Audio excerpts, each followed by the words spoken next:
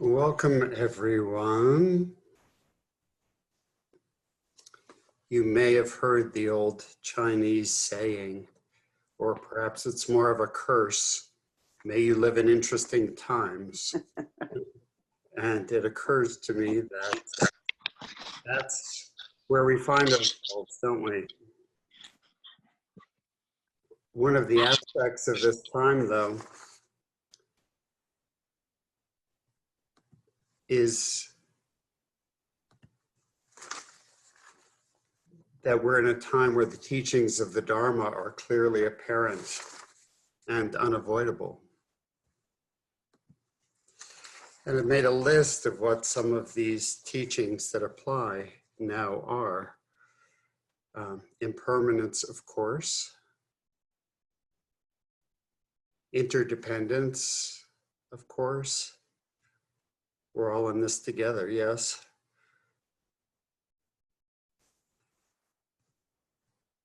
Suffering.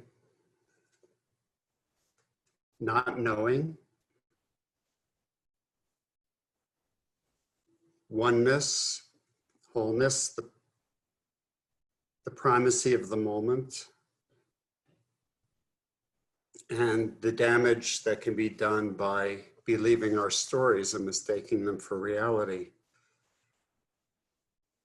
So all these things are right in front of our faces. It occurs to me that this is the moment for we humans and we practitioners where the rubber hits the road.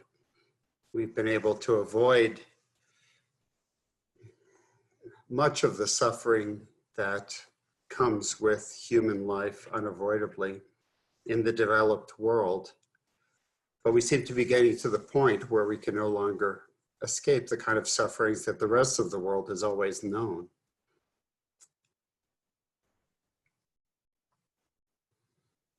Of course, the times have been interesting for most of us our whole lives. When I was born into the Cold War and the fear of the bomb, and through all the changes of the 60s and the turmoil and the Vietnam War and the changes that the 70s brought and all the new technology, 9/11, and now here we find ourselves in dealing with coronavirus and global warming. So, but if we imagine what it might have been like in the time of the Buddha, when these teachings were first developed, well, to develop to this degree, I think if you look at the Vedic antecedents of Buddhism, you find a lot of the same principles there. But the Buddha really transformed those teachings and extended them and developed them into the system that still works for us today. But imagine they would have had famine, natural disasters, epidemics, when the next principality over invaded their home country. They didn't really have the option of going out with posters and placards and protesting it, right? When things went wrong, when there was a famine or such, if they were lucky, maybe the governments would do something. I think a lot of times they wouldn't have been lucky. They wouldn't have had very good painkillers. Can you imagine life without painkillers of any sort? Lots of women would have died in childbirth. Lots of children would have died. You'd have large families because you just expect a number of your children would die. I mean, things were pretty rough in the time of the Buddha. So if he developed a system to find serenity and freedom from suffering in those kind of conditions, it seems to me that certainly we can do the same now if we apply the teachings. I've been thinking over what, other than our basic practice, what characteristics of mind and heart we need to develop in these times to face these issues that we're facing. So I've got a little list here of a few things. Realistic outlook, meaning not denial, but also meaning not expectation either. Because as I pointed out before, not knowing is a basic dharmic principle. We don't know. We have to have a willingness to center ourselves in the moment. And, well, I suppose we can kick and squeal and try and know, but we're not going to. And to me, this is one of the moments of greatest uncertainty I've seen in my life. I mean, it felt like that, I guess, for a time during the Cold War, but not really to this extent, because I think the Cold War and the bomb, I remember everybody being, I did duck and cover in school for maybe a year before they realized that was foolish and abandoned it. But it still felt like a distant thing that couldn't possibly happen. It's not the same as having this viral epidemic.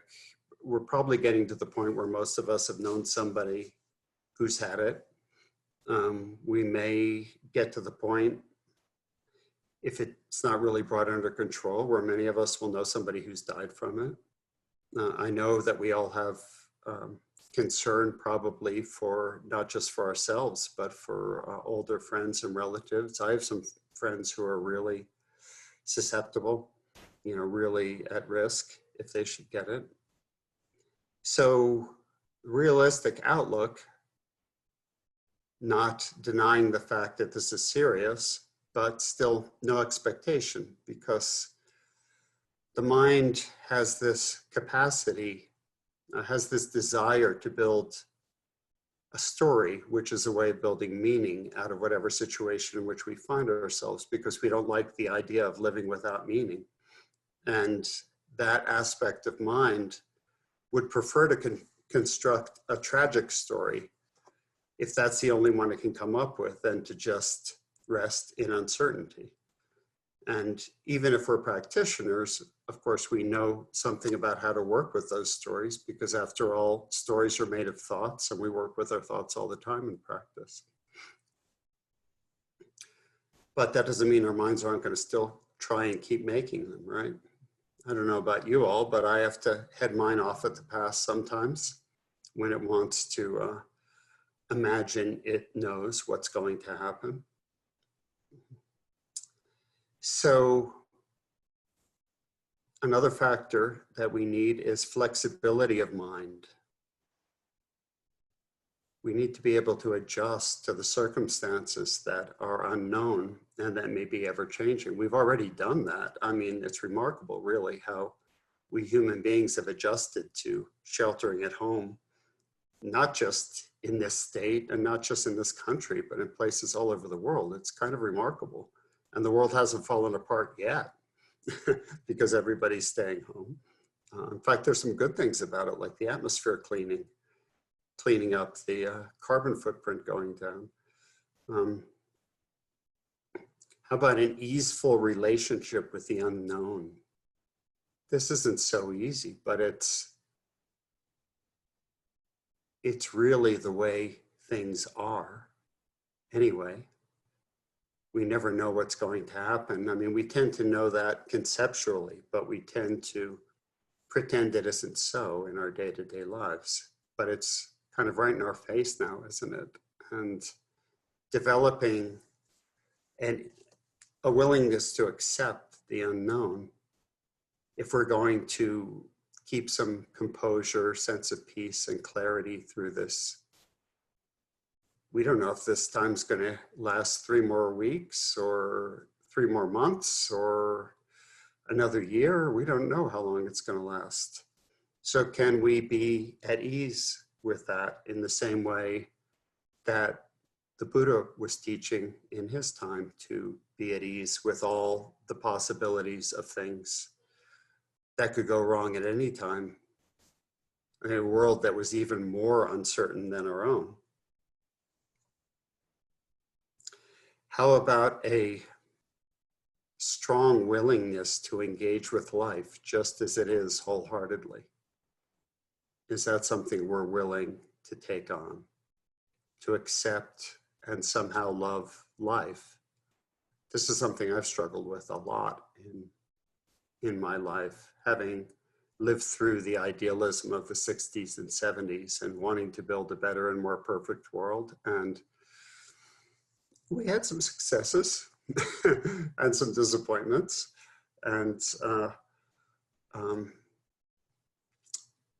you know, and it's taken me some time to come to terms with the fact that no matter how much I wanted life to be the way I wanted it to be, it didn't seem to be cooperating. And it's got its own ideas. So if we want to love our life, we can't wait for it to come around to our point of view, can we? We have to be willing to take it on the terms we receive it.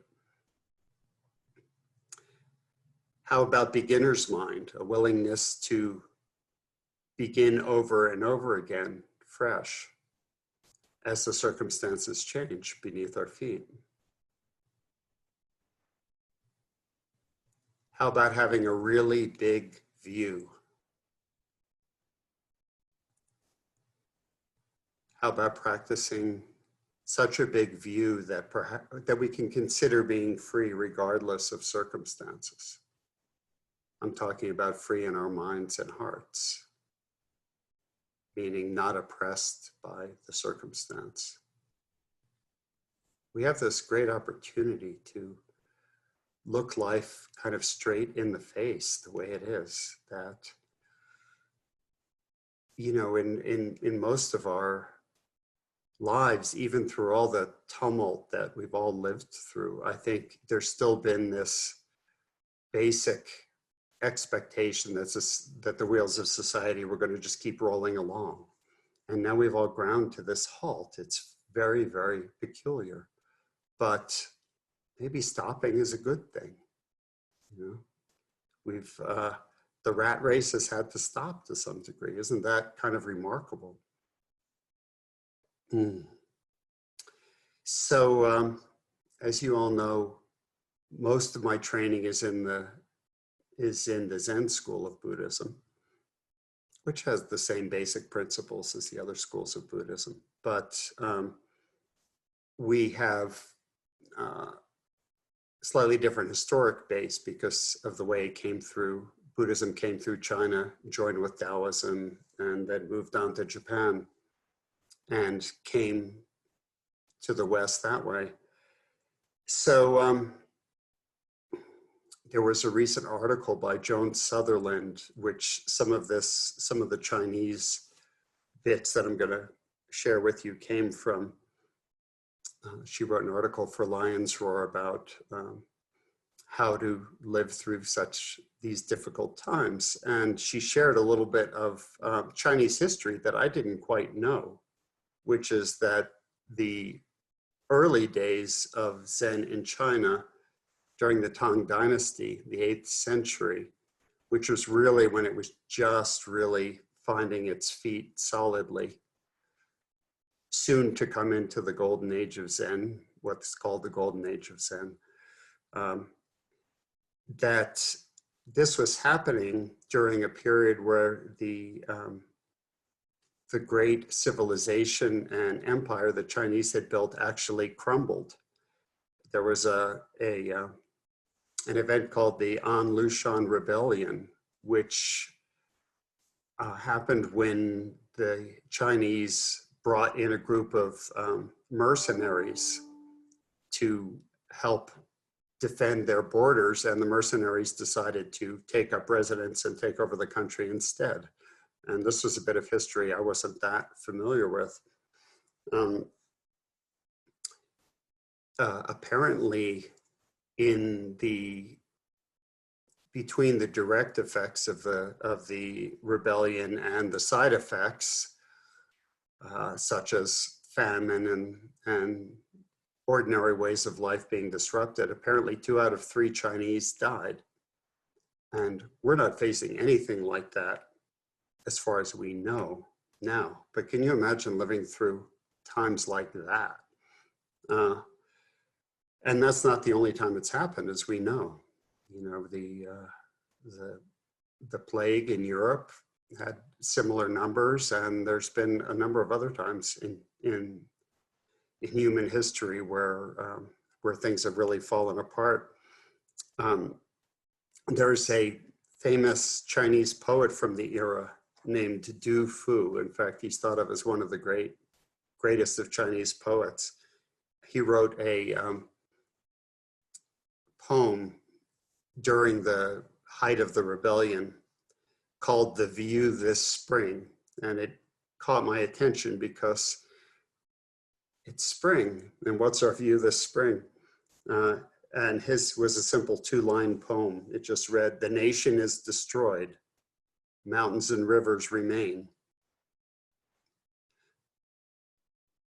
Kind of an uncompromising view, but strangely hopeful in its way, because we humans we have this tendency to think we're the whole thing, we're the most important part of the whole deal. And we're actually, even if the whole human race goes down, mountains and rivers will very likely remain. So in Zen in particular, we make this, a lot is made of the relative world and the issues of the relative world. But there's also an absolute basis of reality which can be connected with through practice, which looks very different from the relative world. In the relative world, everything is getting broken all the time, and then getting fixed, and then getting broken again, and then getting fixed. And it's never quite fixed, is it? It's always kind of falling apart again. You know, it reaches maybe a precarious state of balance for a while. And it's a little hard for us to accept. I think Buddhism, in a way, is the only path that looks at it so uncompromisingly and just says, hey, you can't do anything about this. That's the way it is, you know? That's part of what I've struggled with so much, despite doing all these practices, is, you mean it doesn't matter what we do? It's never going to be, we're never going to be able to perfect it. And Buddhism just looks at that very directly and uncompromisingly and just says, okay, here's the problem. But what it really asks is, can we live in a satisfactory way anyway? Is there some way to live that's worth it? Because I'm sure that at some time when things look bleak, we've all wondered whether the whole thing was worth it. And it's important for us to remember in our practice that that's the whole point, is we look directly at suffering, but the whole point of the practice is to find some way to live that isn't lost in suffering, where we're not submerged in suffering. Of course, I don't think we can do that by denying, right? We can't do that by pretending that the suffering's not there. So everything we experience has to be our practice, right? Just the way things are. And how could it be otherwise? It's the only place it's otherwise is in our heads. We imagine there's some other way it could be that might be better, right? But actually, what practice requires of us is that every step be the way, because every step is the way. Every step's our practice. That's the only practice we have. So practice is accepting what is rather than life as we wish it to be or fear it to be. Which isn't to say that things can't be improved. We certainly need to strive to improve our own lives and the lives of others and our society. But when the improvement hasn't completely taken hold yet, or maybe won't take hold in some ways, For instance, people will always have problems, right? Perfection, absolute perfection is not going to take hold in the relative world where no one ever suffers,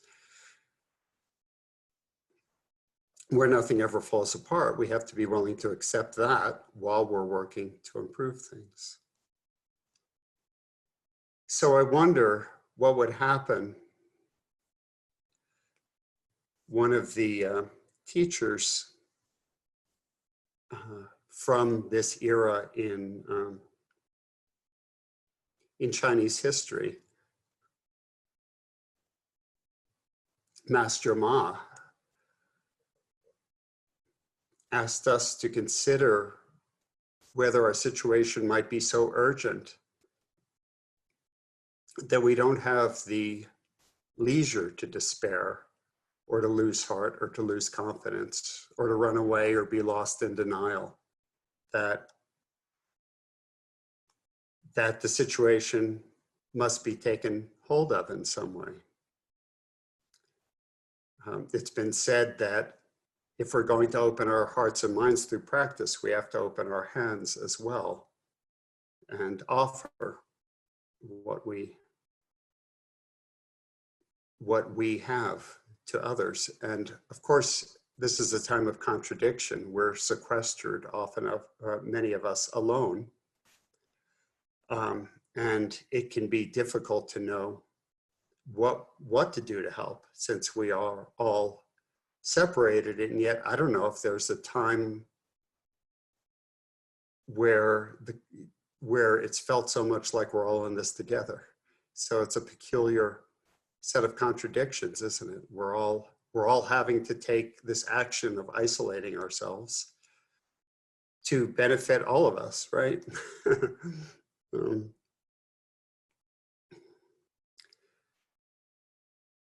So I wonder, in a time like this, what might a path or practice of true mental and emotional freedom look like? So another master at the same time, 8th century China, Master Shitou, who said, your essential mind is completely whole and its ability to respond to circumstances is limitless. Isn't that kind of an amazing statement? We don't feel that way often, certainly, do we? But of course, he doesn't mean that our ability to respond means we're comfortable or that we always know what to do. He means sometimes we may respond by not knowing what to do, or we may respond by being uncomfortable, or we may respond by being confused, but there's no way to step out of the way. I mean, off the path is what I mean. There's no way to step off out of what we have to practice with. So confusion's part of it. This is, when I say a big view, this is what I'm talking about. We may be confused, we may be disturbed, but out of the midst of that, perhaps being willing to face that, we come up with solutions. We come up with a way to deal with our discomfort. There's another couple of quotes here, and then I want to share a particular method with us. One is from the great master Eleanor Roosevelt, who said, most of the work in the world is done by people who aren't feeling very well that day.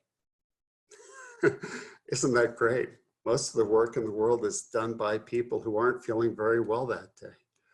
We don't have to wait till the perfect circumstance or till we feel strong or till we are sure we know what to do or where we feel perfectly confident. We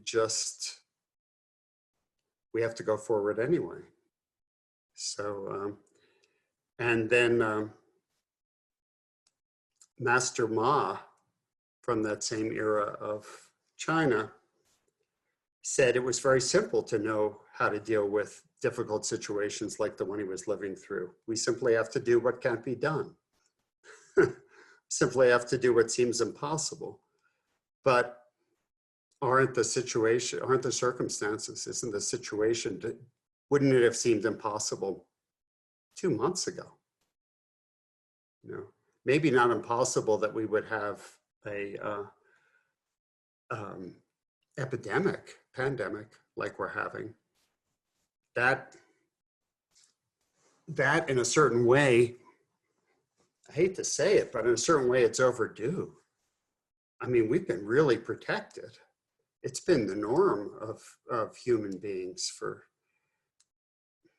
forever that epidemics would sweep through a civilization or a culture. And we've had a long, I was talking to a friend of mine who's about to turn 80, and he was saying the last time the AIDS epidemic aside, because I think a lot of us in mainstream culture felt we were not directly under threat from that, which is not to diminish the awfulness of it and the severity of it. But a lot of us in mainstream Western culture, at least, for most of that time, didn't feel personally threatened by it, I think, as long as we were careful. But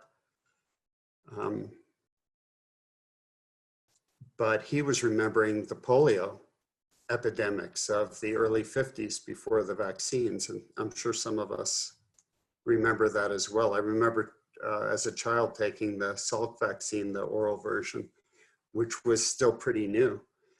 And my friend John was saying how terrified his parents were and how he knew kids at school who caught it, and some of whom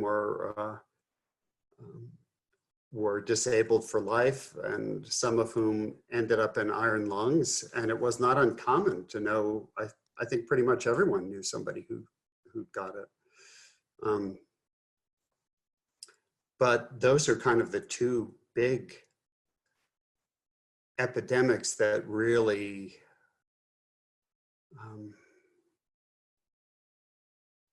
I think made us feel threatened in a big way, was polio and then the AIDS epidemic.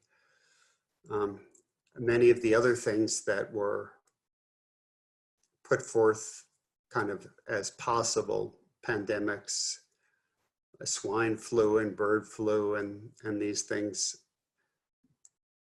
they never quite seemed to amount to what everybody feared. So when I say in a way we're overdue, here's an epidemic that this has been the norm for human beings, that we're at the mercy of these little tiny things we can't see, right? Little tiny viruses. That's been the way it's been for most people. Even if you go back to Victorian times in Europe, that looked a lot like our culture now in many ways.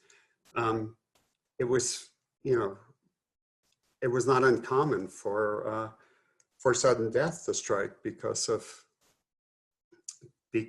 these kinds of things. So what can we do about this? How can we mindfully work with this kind of discomfort? So I want to offer us a practice, a modification of a practice that you've probably had some exposure to before. It's based in tonglen practice, which is a practice of welcoming the discomfort, which is unavoidable anyway in human life.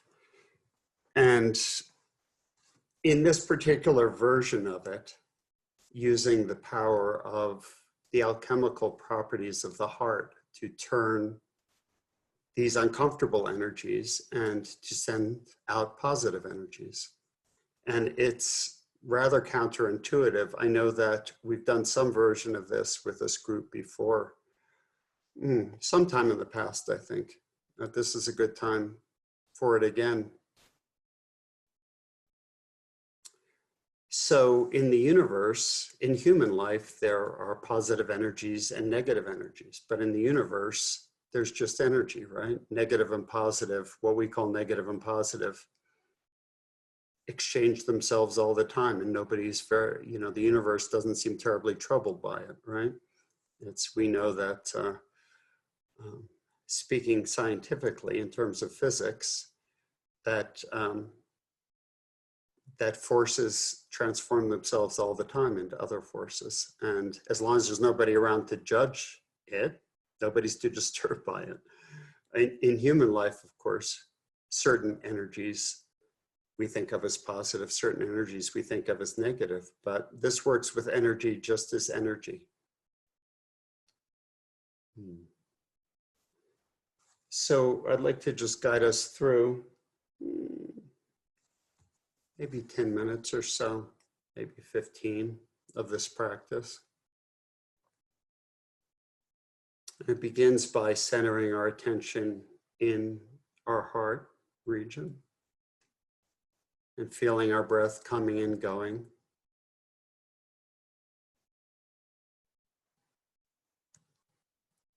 From that area of the body.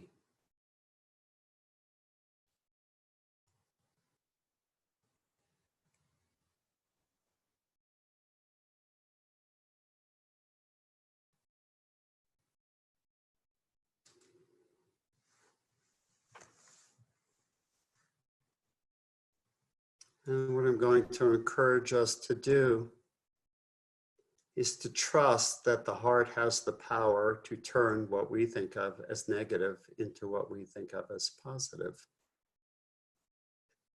Simply in terms of the energies that we carry in our bodies, that we have the capacity when dwelling in the heart to view the energy as exchangeable in the same way that the universe at large seems to regard it.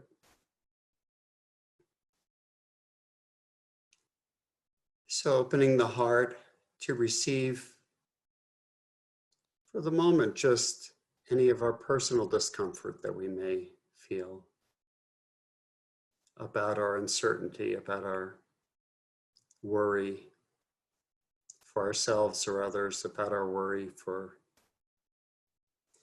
the country or the world.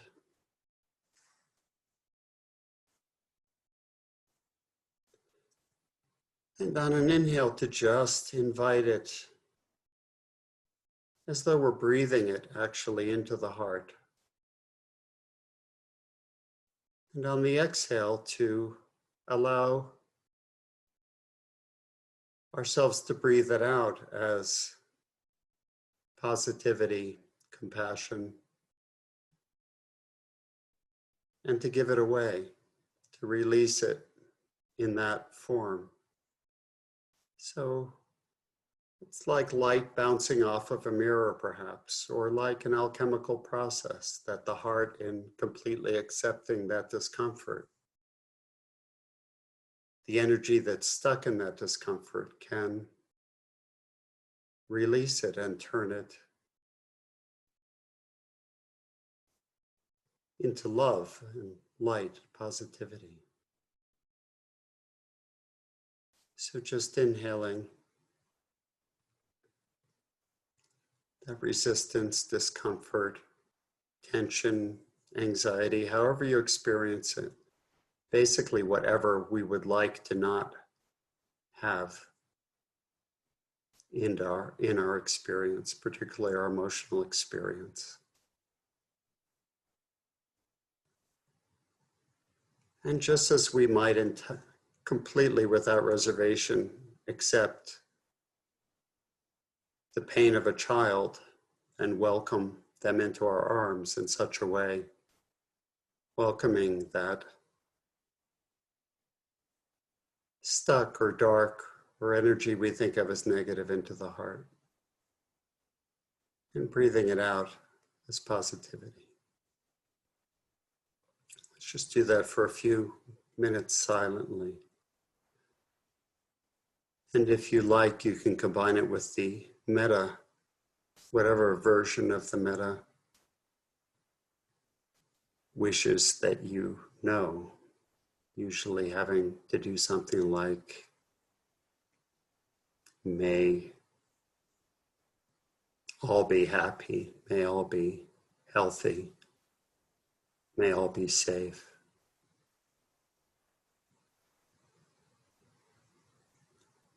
I like to combine may all be free from suffering. That actually comes from one of the other Brahma Viharas, but it's kind of a way of condensing those well wishes.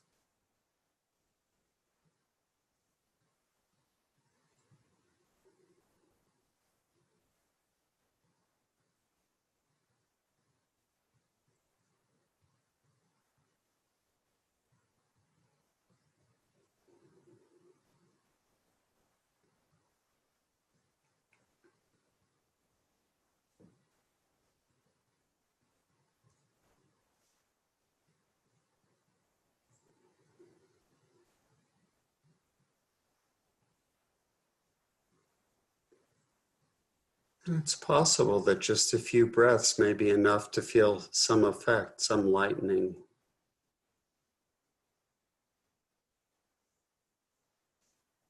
of backlog of held energies. If you want to keep working with it in that way, please do. But if you don't feel a lot of personal anxiety yourself, or if we've magically just happened to take care of what you were feeling, we might invite in the anxiety or fear or suffering of those close to us, people in our Sangha, our family, our friends.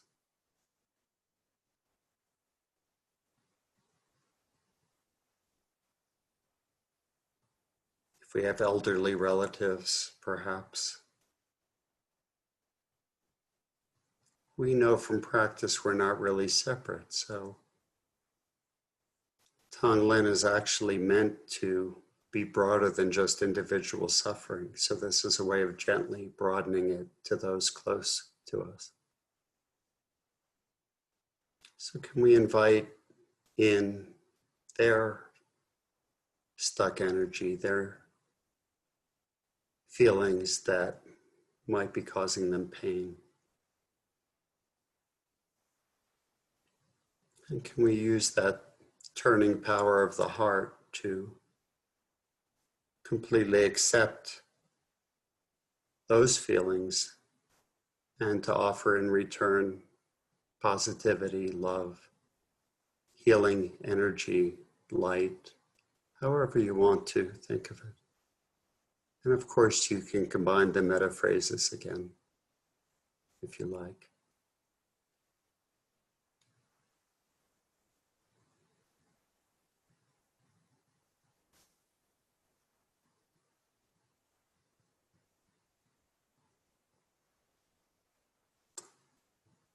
If it feels like too much for you to try this, you can just go back to your own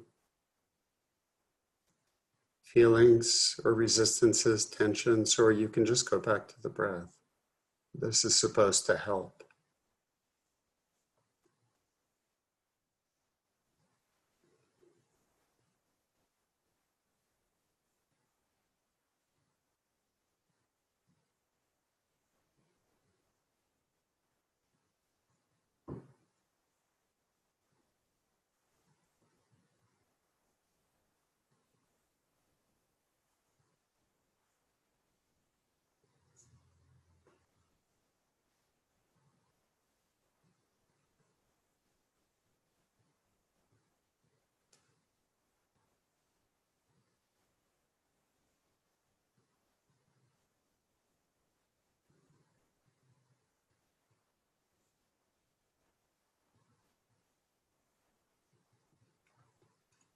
Now, if you like, and if it doesn't feel too overwhelming,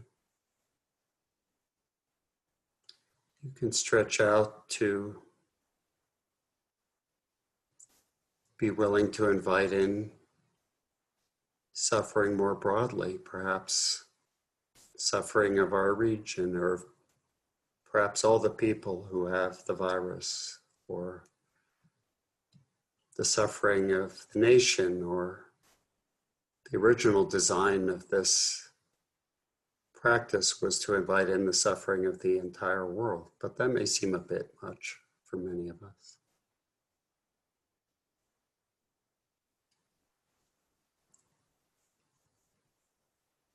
Of course, I don't think the whole suffering of the entire world flows into us anyway, just because we invite it. It's more a way of working with our attitude of mind, creating openness of heart and mind. And I do believe that the breathing out of the positive energies makes some kind of difference. Perhaps the breathing in of energies we think of as negative lightens some load somewhere. It's worth a try, huh?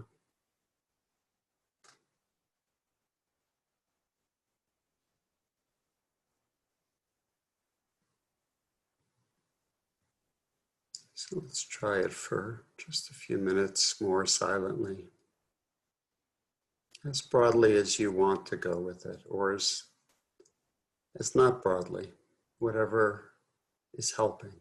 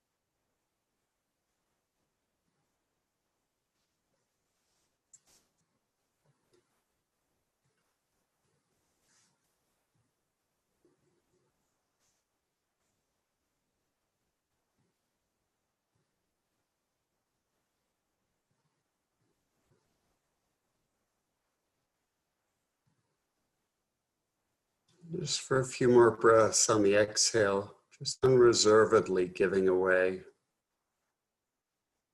love and positivity, compassion, loving kindness, however you want to think of it, without reservation. We all know that it fills from behind. We give it away.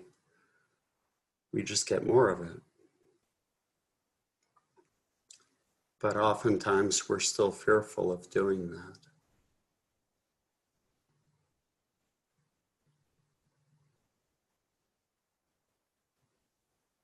But it's a bottomless well.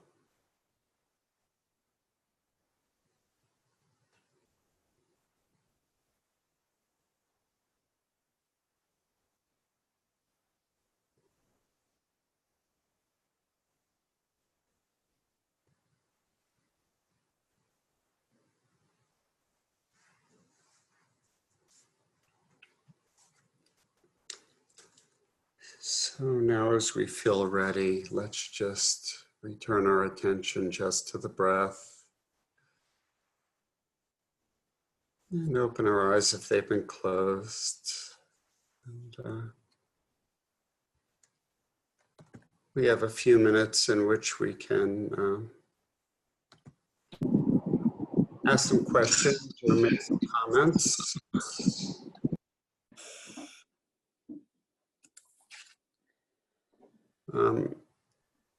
Yeah, Terry, let's, I have a few of you muted because there's background noise, but you all have the power to unmute yourselves as you speak. I think, Terry, you're unmuted anyway. I am. Yes, okay. Mm-hmm. I just want to say that. Oh, sorry, can you speak up a little and come a little closer? I know you've been having some trouble with your sound, yeah. Yeah. I like the word stuck. Seeley used that concept last week, and you reiterated it. I like it because it doesn't have a negative connotation. So there's no like bad. Right, right, So I yeah. really appreciate learning the last 2 weeks. Stuck is a very good substitute word for a lot of things. Yes, that's nice, isn't it? Yeah, yeah, Yeah. yeah. Yeah, because it's really in our minds that we think of certain, you know, we're always divvying up life into good and bad, aren't we? When actually it's all of a piece. You don't get the good without the bad. Nobody does, you know. So, but we're very eager to nonetheless avoid the bad and reach for the good. And tonglen practice, the way it was originally developed, was meant to completely subvert that, completely subvert the ego's desire to have all the goodness and love for itself, and get rid of all the badness, and it just completely overturns that. Yeah. But you're right. If we can stay out of the the words that we might have resistance to, that can definitely be helpful. Yeah. Yeah. Anyone else? Questions or comments? Complaints?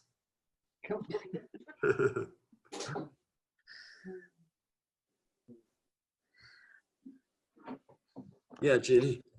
Sean, I don't think I really know what the absolute is. Mm. Can you talk a little about it, but just a little? Yeah. Yeah, it's in Vipassana practice, you don't hear it used so much. It's more it's more an attribute of Mahayana practices, that there's this notion of an essential nature that we all share. And we've sometimes practiced that way when we've done the big awareness practice, when Right. we're dividing awareness practice. I think anybody can practice in such a way that they see that there is a aspect of mind that's universal. And in Zen and Tibetan practices, they regard that as a fundamental of our existence. Of course, in theistic practices, they call that God, right? You know, that there's a unified mind, a single mind that contains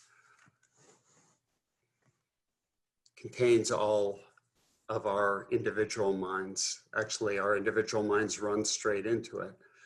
I don't quite know exactly how I do somewhat know that in the Theravadan or Vipassana schools of Buddhism, that they are, what's the word? They're suspicious of viewing things that way, perhaps, because they're suspicious of us forming another self, you know, just a bigger one, you know. But nonetheless, it's an experience that, I don't know, to me is undeniable, you know, that there's a universal consciousness. And it's not limited to human beings either. You know, it's, even in the Mahayana schools of Buddhism, they sometimes divvy up sentient and non-sentient aspects of reality.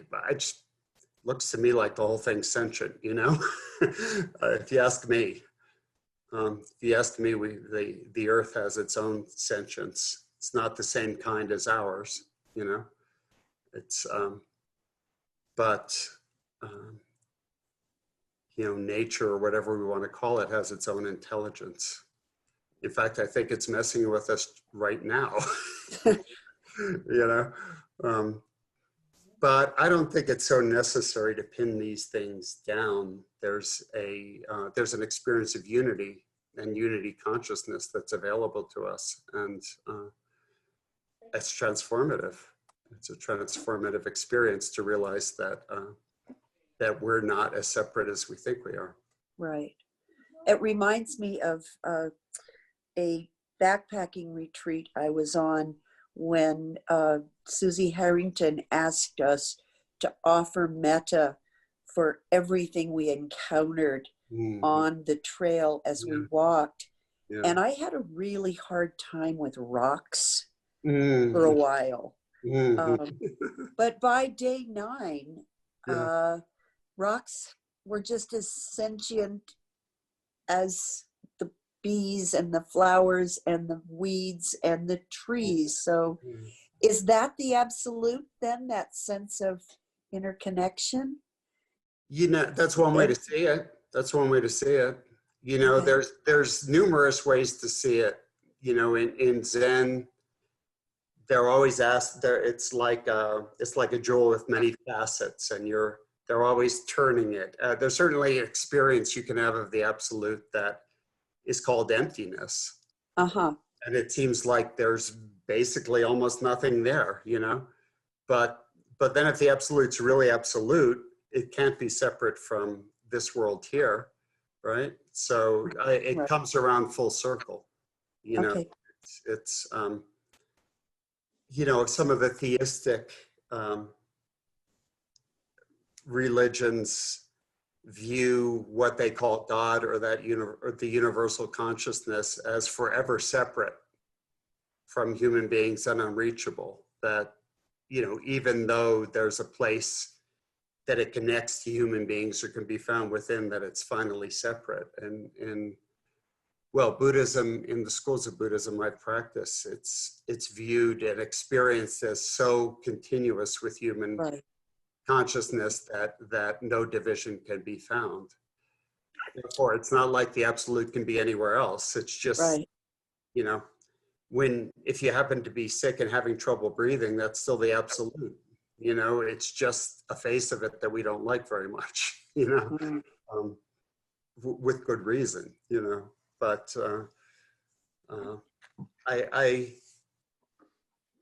when we've done that practice of expanded awareness and let the objects of awareness fall further and further into the background, I think you can start to touch that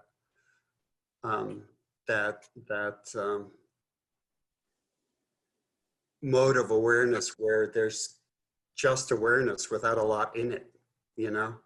Yeah, I think I just forget what the words mean. And when I hear absolute, it's like I draw a blank. Yeah. So thanks for explaining. Yeah, well, it's all kind of BS in the end. You know, it's all mental masturbation in a way, you know what I mean? You go on this whole path to have this experience that you could call the absolute, but then you realize it's got to be the same as here, right? Where else would it be? You know, there's no other place for it to be, you know? So once you start trying to pin things down and label them with words, you always get into this kind of trouble. But the path is meant to lead back here. It's meant to, you know, this is the absolute, right? The virtual absolute's happening right on our screen. You know? Barbara, I don't know if you've ever done that practice with us, this expanded awareness practice, but I don't think so, but I think I've done it with other teachers. Yeah, it's like, it's a step-by-step leading to awareness without an object really, or awareness of awareness itself. You know, so that's definitely one of the experiences that's pointed to as the absolute. But then if you latch onto that, then you end up just trying to sit in that experience all the time, and what good are you? You know. There's I heard this story, I don't know if it's true, I heard the story about the Indian teacher Ramakrishna, which it's not meant to be criticism of him, but because of the way the whole guru system is set up there, at least if you're a certain kind of guru, you're taken care of by your disciples and you don't have to do very much. Well, he was so in the absolute, in that face of the absolute, so frequently that he would forget, it said that he would forget to breathe. You know, you'd have to have an attendant with him all the time, would have to kind of elbow him, Ramakrishna, hey, take an inhale, you know, and he'd forget to eat, you know, he'd you know, so, you know, finally the circle's got to lead back here, doesn't it? You know, this is what we have to deal with. So, you know.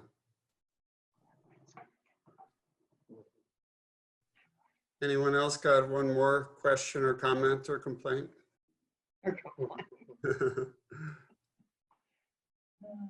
I've had lots of complaints about life over the years, but none of them do any good, you know. So nice to be able to do this with you all. Yeah. You know, to be able to meet like this, and it doesn't feel so separate just because we're all on screens. You know, I feel like I feel like I'm sharing your presence much like I do when we meet together in person in the flesh. The nice thing is we get Renzi to be able to be here, all the way from Costa Rica.